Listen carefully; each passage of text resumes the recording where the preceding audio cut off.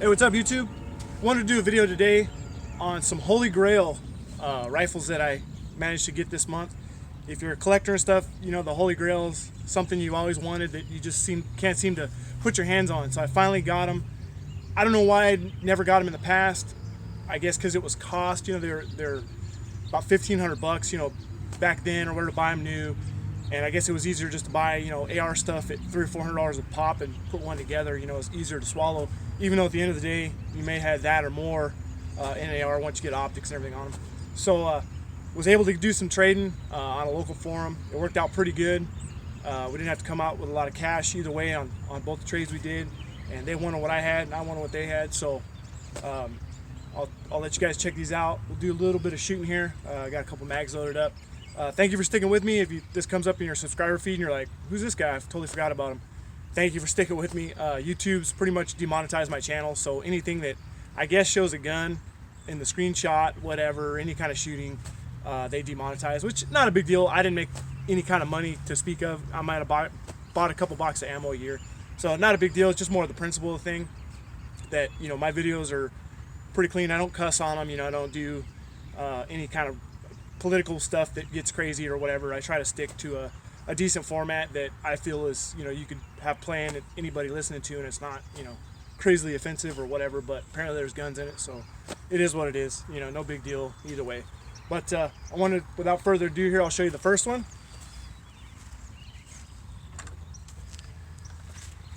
And I didn't get it this way in the trade, but it's a M1A standard. 101 since I was a kid, since I watched Full Metal Jacket. It came black, synthetic. It actually had an arms mount, arms 18 mount, and a Vortex Viper PST Gen 2 1-6 on it, which is really cool because I was looking at that scope anyway for one of my ARs. So we did the deal or whatever, and I since took the scope off, put the 1-6 on an AR, and then I had a 2.5 to 10 Viper PST that I put on here for some testing for some load development, and I'll show you some targets I shot with it. Really trying to learn on the platform. It's got some quirks that you kind of got to learn about, especially reloading. I do my own reloading, so powder burn rate I had to look into, and certain speeds. I guess you can get too slow of a powder, which kind of pressurizes the system too long. It could rip some cases. I was getting actually some case separation with Varget. Come to find out, it's just some people have success with it. I didn't. I was, like I said, tearing cases and stuff. It was just too slow of a powder. It was a real light charge. It wasn't overcharged. It just, I guess, being too slow kept pressuring the system while the action was trying to open and rip the case out before, you know, like I said, the pressure dropped. So I since went to some 4895, some TAC. TAC seems easier because it meters so much better, so I don't have to weigh every charge. I can actually do it from thrower, and it's one burn rate on the burn chart faster. So anyways, been a cool rifle. I've got these stocks from treeline.m14.com, which are Fred stocks. This is a Arsenal refurbished in excellent condition. This particular one's walnut. When you get the Arsenal refurbished, you can't choose if you want walnut or birch. It's just kind of luck of the draw. This one happened to be walnut, which is cool. Really nice stock. I think they're like 79 bucks on there. You know, if you're looking for your M1A, great source. You can go all the way up to like $180 or $200 stock. It's like unissued walnut. They have some really nice stocks on there available. I got the GI handguard. I think it was 14 bucks. Watched some videos. I shimmed the gas system, so my timing is correct on the barrel nut. I did the test or whatever. You take the recoil spring out and kind of tilt everything back and forth, make sure the action open and closes in and out of the stock. Make sure nothing's binding. So everything looks like, you know, a clean bill of health. He documented the rounds. He bought it new, and he gave me a actual log that had like 1,031 rounds to it, I think, when I got it. So it's, you know, it's like pretty much just broke in. You know, it works good. I've probably put about 200 rounds to it during load development. Got some stuff that shoots okay in it, but I wasn't really expecting a attack driver. You know, if you look at the M1A, I think 1.5. If you can shoot 1.5 MOA with it, with whatever load, I think you're doing pretty good from what I understand. And this is about what I'm getting, 1.5 to 1.8, somewhere in there with a 168 grain hand load. I'll show you some test targets here real quick on this gun during development. This is pretty much what I was getting. This is 4895 powder, 41.3 grains, 41.5, 41.7. So you see these these shot pretty well. I think that's 1.6 or so is what it measures out, 5-shot group. This is tack. 41 grains was my test target. 41.3 shot pretty good. 41.5 started to string a little bit. So somewhere in here looks like it's a little faster, so I'd assume, you know, 41.3, 41.4 is going to be pretty close to 41.5 as far as pressure levels go. Over here was some more 48.95, and this was different bullets. This was the Horny Match Bowtail. This was the ELDM, and this was the Match King, which actually everybody says the 41.5 and the Match King is kind of the golden ticket, but this rifle really didn't like that too well on this group or whatever. These were Match Kings as well. So shooting off sandbags, I felt pretty good about the squeezes and everything went off pretty well.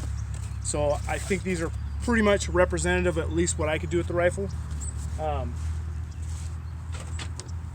it's been a good shooter so far. Like I said, in California, your options are limited. This is still one cool option in California, as well as like the Mini 14, stuff like that. But this doesn't have any features this one has. Kind of sucks that you got to run the brake and you can't get the true look of the M14 flash suppressor with the bayonet lug. I think that kind of completes the look. I'd like to run that, but unfortunately I can't here. So what I'll do is I'll load up a mag here. These are some hand loads. These are just some 150 grain Hornady Match ball ammo with some tack powder. I think it's 40. These are 41.9 grains of tack. So run these through, let you see the gun in action here, and then we'll go on to the next rifle.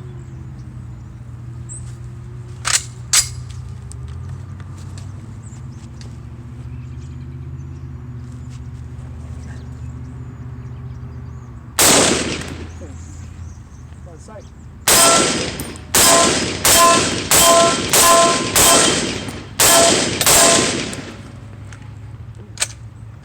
Malfunction there. That was a failure to feed. That's actually the first one I had with this gun.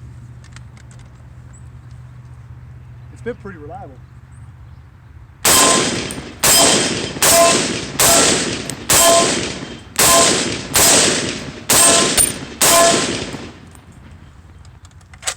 Go.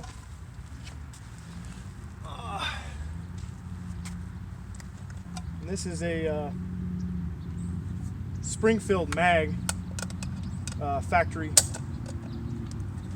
mag, and it's like I said, I've got some rounds. I don't know how many through this particular mag. I kind of split them mag to mag,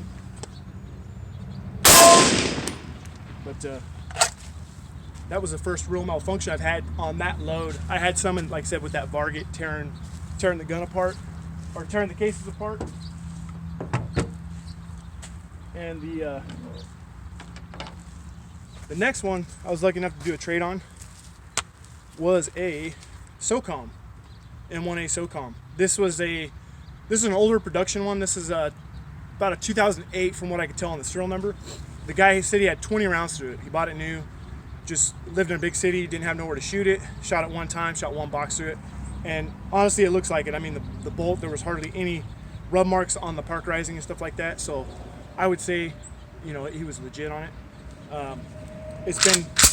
It came with a synthetic stock. I changed over to a wood, same thing with the GI stock from Fred's. This one came in birch because, like I said, you can't pick them. Found a Midwest Industries light rail that was been discontinued, found it on a forum. And my thing is with a battle rifle or a home defense, car gun, something like that, I just need a light on it. Don't have to have an optic. Optics are cool, but I have to have a light. You know, you have to be able to see what you're shooting at in the dark. So I was able to score that, put a TLR 7. I don't know if that's going to be the final setup on it or not, but it works, you know, pretty decent so far without having to screw rails into the stock or something like that. But I think they look pretty cool. The SOCOM's in the wood, and I went, like I said, just the traditional look. Iron sight, just ready to go. So we'll put a mag through this thing and see how it shoots. This is a different mag.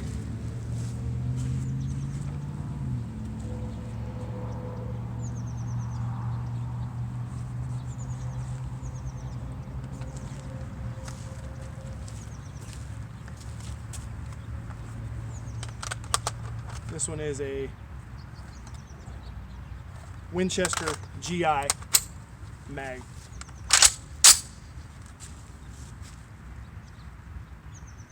Glasses are fogging.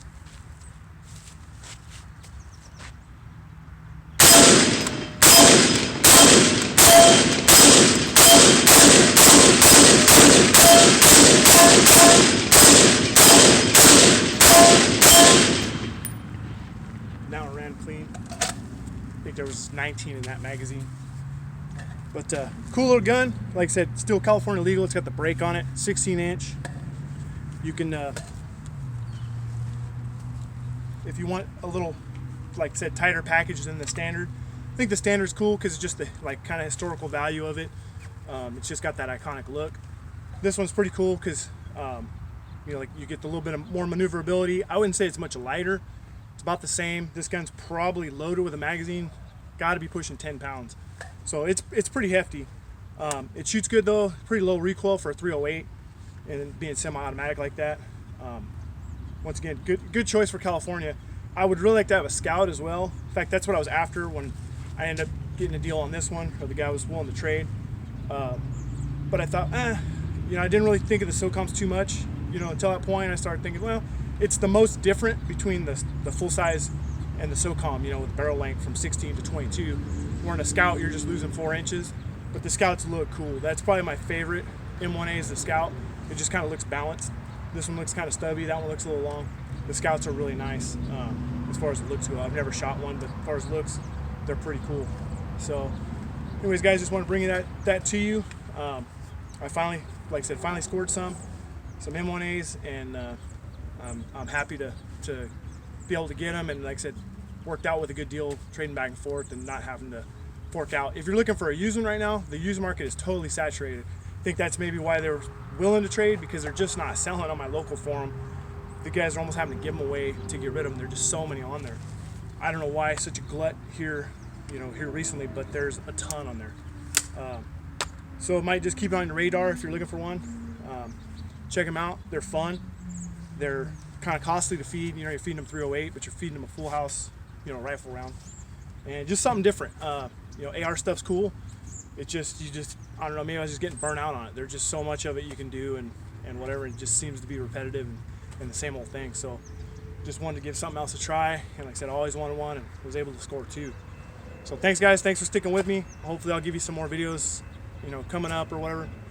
No promises. Like I said, I got demonetized. Not a big deal. It is what it is. But like I said, hopefully I'll get you some more, maybe some on load development, or maybe what I really want to do is some accuracy testing. Throw the arms mount on here with that 2.5 to 10, shoot some 168 hand loads through it, and really see if it groups any better than or worse than the full size. So it'd be kind of cool if it grouped the same or better. It'd be awesome. So stay tuned when maybe when it dries out here, because I shoot everything prone. It's pretty soggy, so maybe after it dries out, after maybe before the holidays, I'll try to get something out there shooting out here and see what kind of accuracy we get. So thanks for watching, guys. See you on the next video.